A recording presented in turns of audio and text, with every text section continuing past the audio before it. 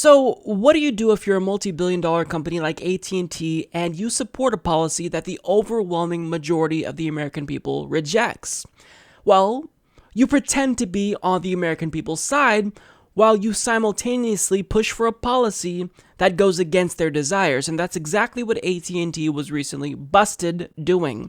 So according to a Medium post by Fight for the Future, today, AT&T took out full-page ads in a number of major newspapers nationwide claiming that the company supports net neutrality and calling on Congress to pass legislation, a so-called Internet Bill of Rights. This comes just a day after year-end disclosures show AT&T spent more than $16 million lobbying against net neutrality and internet privacy protections last year alone.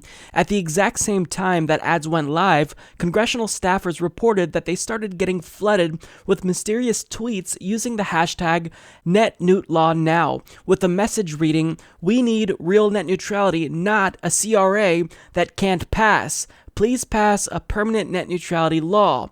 If you just search Twitter for the hashtag #NetNeutLawNow, you only find a few tweets like this one from the Progressive Policy Institute, a think tank that's been partly funded by, you guessed it, AT&T.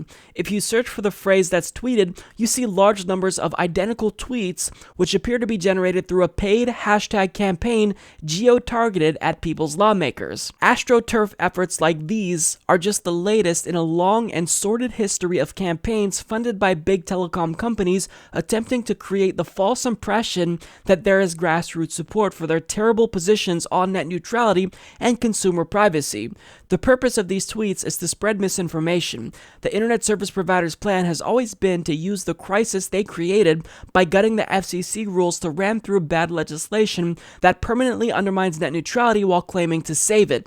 But this latest campaign just comes off as a bit desperate. It shows that AT&T's army of lobbyists is scared. The CRA that the tweets mention refers to the Congressional Review Act resolutions that are gaining momentum in both the Senate and the House thanks to the overwhelming cross-partisan public support for net neutrality rules and the massive backlash to the FCC's repeal of them. So this to me just comes off as laughably pathetic. AT&T knows that the American people reject their agenda.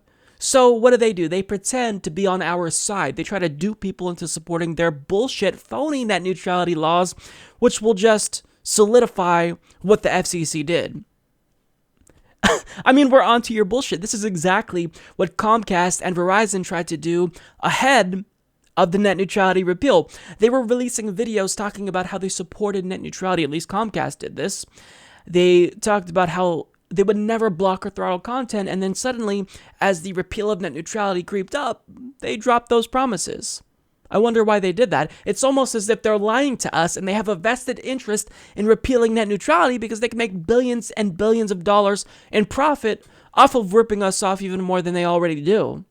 It's so laughably pathetic. So here's what we have to do now. We have to show them that grassroots is more powerful than AstroTurf, and we tweet to our elected officials and let them know that we do want them to support the Congressional Review Act. So tweet to your representative and let him or her know to actually sign on to the resolution to nullify the FCC's repeal of net neutrality. Because after the FCC brazenly betrayed the will of the voters in this country, they can't win. 3 unelected bureaucrats should not be able to undermine the will of the American population. It's not just that they're going against Democrats, they're going against Republicans and independents as well. Nobody supports this. The only people that support this are hacks who don't fully understand the consequences of a net neutrality repeal. So AT&T, in doing this, I'm actually thankful because, of course, it was inevitable that they were going to get busted, but they just showed us their cards. They showed us that they're willing to resort to the sleaziest tactics imaginable to make sure that their agenda goes through. They want politicians to make it seem as though they support this phony net neutrality bill that hacks who are bankrolled by internet service providers like Marshall Blackburn are pushing, but nobody believes this. So what I love is that they spearheaded this effort. They probably spent millions of dollars to launch this AstroTurf campaign, and there's not very many tweets. the net neut law tweet, the hashtag, not very popular.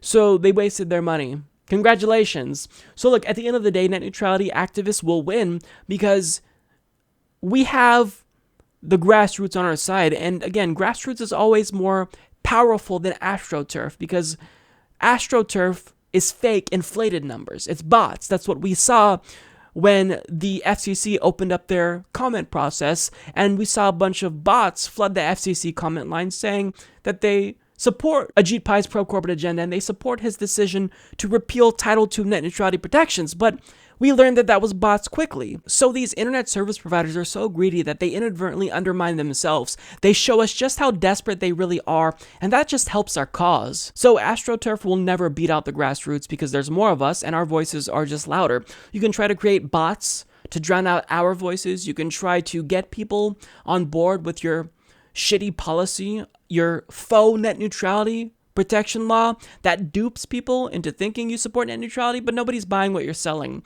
We know that you have an agenda that will absolutely facilitate billions in profit for you, so why should we trust you?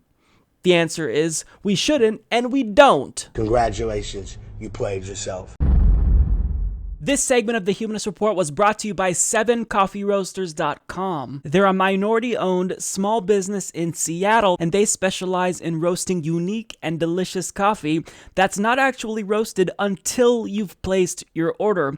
And the best part is that they actually ship out all orders within 24 hours, so you get your coffee and it still tastes fresh when it arrives. And to boot, they're also a progressive company that pays their workers a living wage and actually cares about the country. So to support them and experience the deliciousness of their coffee, you can check out 7coffeeroasters.com.